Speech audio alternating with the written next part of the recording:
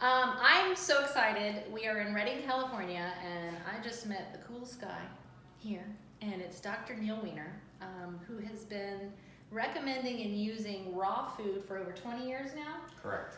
And a lot of times you'll hear me talk about this, how doctors and vets are not trained on diet and nutrition. So when a vet does take the time to learn about those things, they become my favorite vet. So you would be my vet if you lived near me. I want to know, what is it? I want to know your journey. I want to know, what did people think of you? I know I told you people think of me as the crazy cannabis lady. Were you the crazy doctor telling people to feed their dogs raw 20 years ago? Yes, for 20 years I've been doing it, and I remember the first time we did it, they did an editorial in the paper, somewhat condemning me that Dr. Weiner wanted your dog to consume roadkill. But when I graduated from vet school, I changed my diet, and I went from traditional American foods to macrobiotics. So I went on a plant-based diet, and the transformation that I experienced physically, emotionally, spiritually helped me understand that you do become what you eat. Mm-hmm. And all of us veterinarians, we really have in our heart, we really want to help animals. So to have them eat a diet that their creator wants to design them to consume just made so much sense, but it really wasn't taught in vet school. So you just have to go out on your own and try. Right. And because I had personal experience, I was very passionate about it. And we've shared it with literally thousands of people. And by far the best thing I've ever done as a veterinarian. And so it's very satisfying to watch animals come in with many health problems and in a matter of weeks and months be transformed to a level of wellness that their guardians never thought possible. Imagine, I know so many of you can't even imagine this. I can't imagine it. Walking into my vet's office with an issue with my dog and them saying, "What are you feeding them?" And then suggesting a diet, and that diet alone gets rid of all of the problems. I can't even imagine it. Right, and and I do that almost with every client.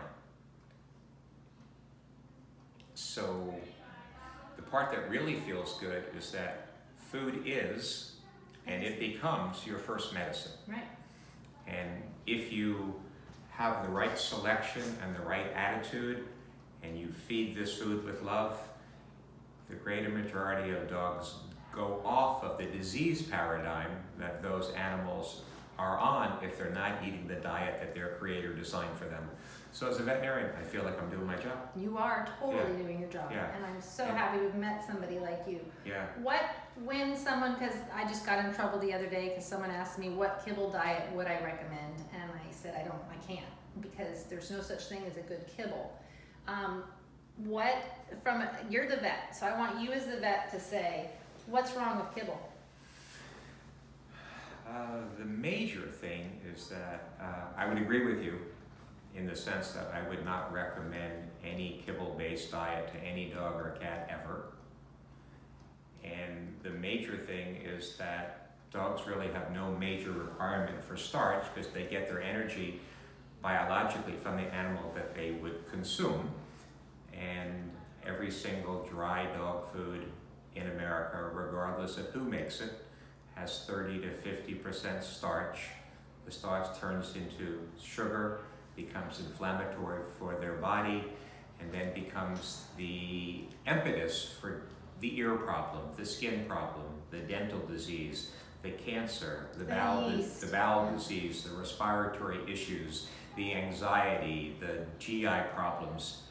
And the thought of recommending a pharmaceutical and bypassing nourishment did not seem like a good idea to me. Hallelujah!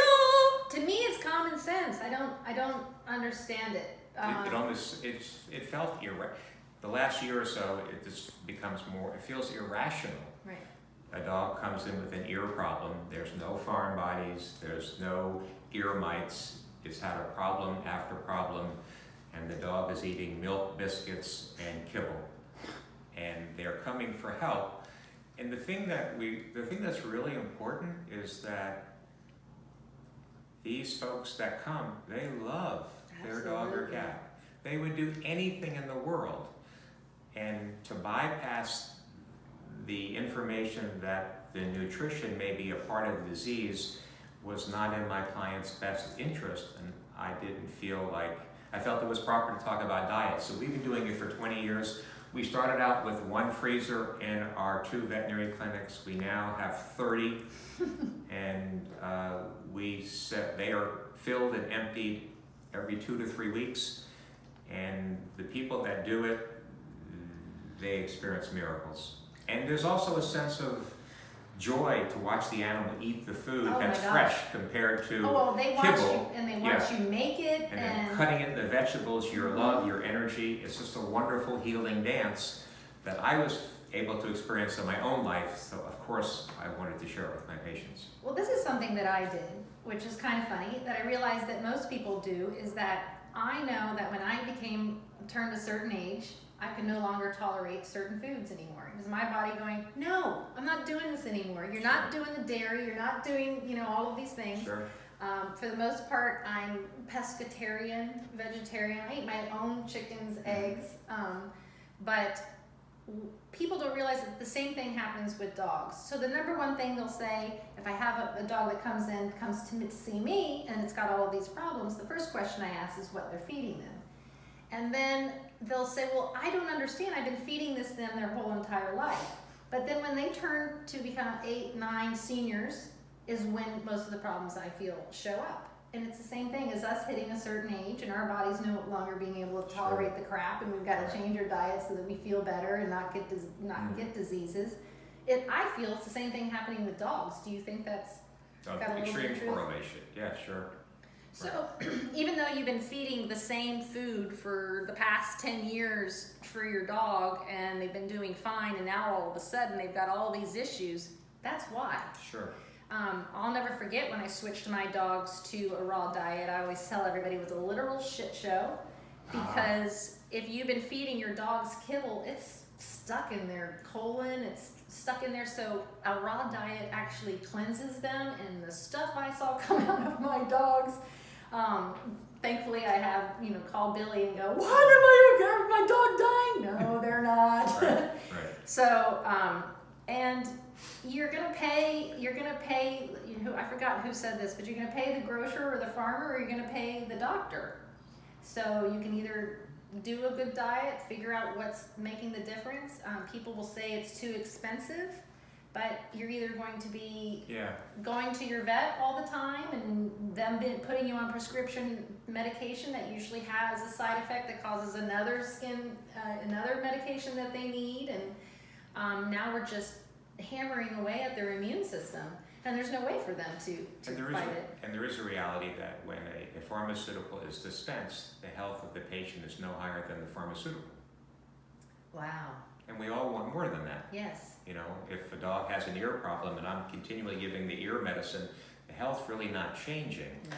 And the only way you can really change the patient is to change the entire body.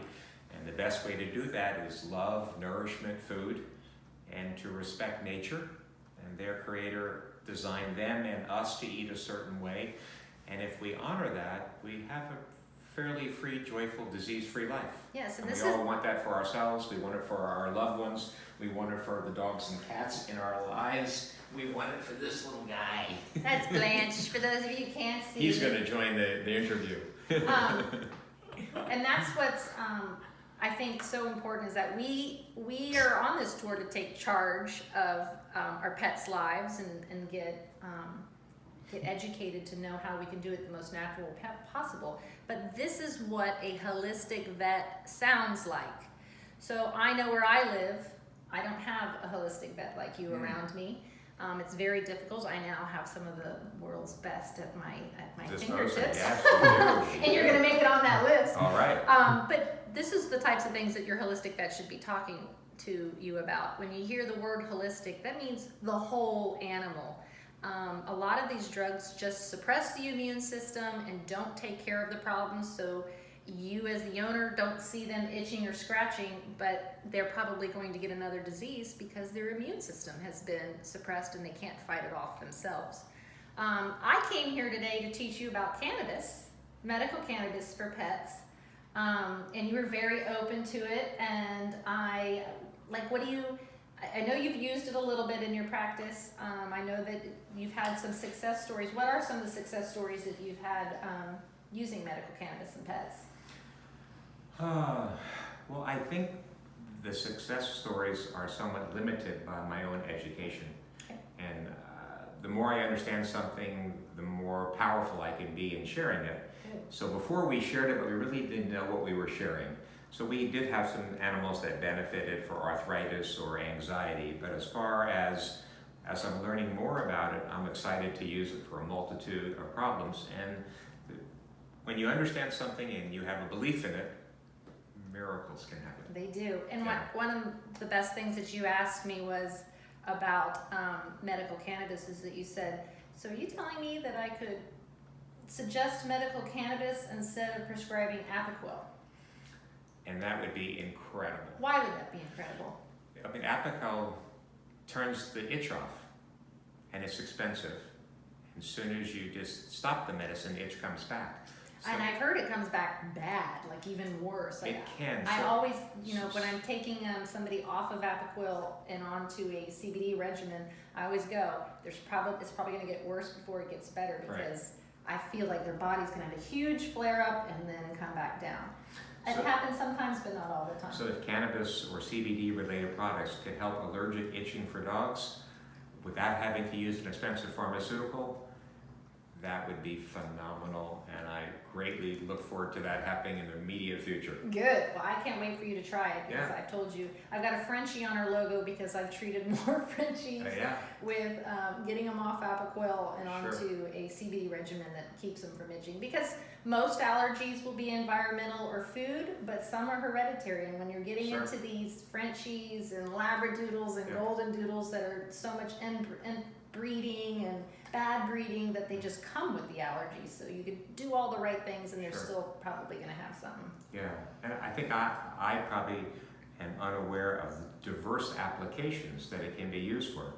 So I'm excited. Good. I love things that help healing, and they're natural and they're part of nature, and it's just one of the thousands of gifts that are provided for us every day. Okay, so now I'm going to ask some personal questions. Please. I want to know, how in the world did you know you wanted to be a vet, and what did that look like?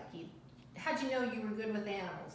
I was 7 years old, and we got our first dog, and we got it from a shelter, and about 2 months later the dog developed distemper. And in those 2 months, I was graced by the love of this puppy. And unfortunately, the puppy died of distemper. This goes back to the 50s. And I made a statement that I would take care of animals the rest of my life. And I just did it. It was almost like a childlike, instinctual thing. Mm-hmm. And here I am 44 years later. Impossible! So I've taken care of it most of my life. Good. Do you have any pets of your own? Yeah, we have a dog and a cat, and our older cat just passed away. Aww. And I got a chance to really be on the other side of what it feels like when you lose a part of your family that's been in your heart for a long time. Right. So we live out in the country, and we're getting ready to get some sheep and some goats and some donkeys, and look forward to them being part of our family. Awesome. I just had the wonderful experience of saving my first donkey. My neighbor's donkey had colic and called the vet. Vet came over and said, I'm going to have to put him down. Not CBD. Tongue out, laying on the ground, family crying. I'm here. Calls me. My boyfriend runs and grabs the tincture. I think he grabs the 1100 milligram. He didn't. He grabbed the E's. I mean, I think I said, give him 10, give him 10 droppers, 10 full syringe, fill it up. And the donkey was up and eating and pooping in 8 hours.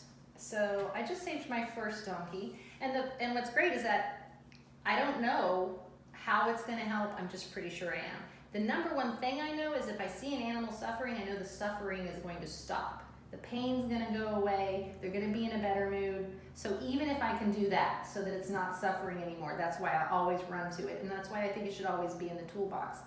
Did I heal the animal? No.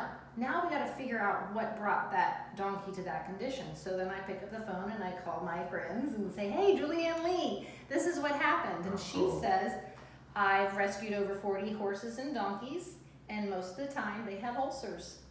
And those ulcers, when they're not taken care of in their stomach, they end up getting colic and dying. So now we're going to address these ulcers and get them on a pre or probiotic and digestive enzyme that's specifically for them. Nice. And cure them from the gut. So Very good. these are the types of things. So you're gonna want to keep all of them at your house and here and run and get it. I told you I've had dogs walk into my shop and have a seizure and grab it and stop the seizure right there. Yeah, So, I would have a lot of personal gratitude to be able to use CBDs instead of pharmaceuticals. Yeah. Oh, That good. would be. I'm so glad to hear that. That would be quite a Again, folks, this is what a true holistic vet sounds like. So if this is not what your vet is saying, then they're not truly a holistic vet. So I know it's difficult to find a good one. Is the general public able to follow you on the website or watch what you're doing, or are you just, you're just a superhero? I fly pretty quietly. Well, not anymore. We're telling everyone about it. I don't mind coming out of the closet. And I can't wait to check in with you in a couple months. Me too. Where you're gonna be like, I need you to come back. You need to explain. I just cured a dog. Hopefully, when you come back, we'll have an audience. Awesome. They'll be Good. bigger than the three of us. And if you want, we can hold something and I'll Zoom. What is it called? Zoom. Skype my way into your audience, so I don't even have to be here in person. All right. Awesome. But what are some of the biggest successes that you have as a holistic vet? Some of the biggest things that you've been able to heal? Many dogs with skin problems, ear problems.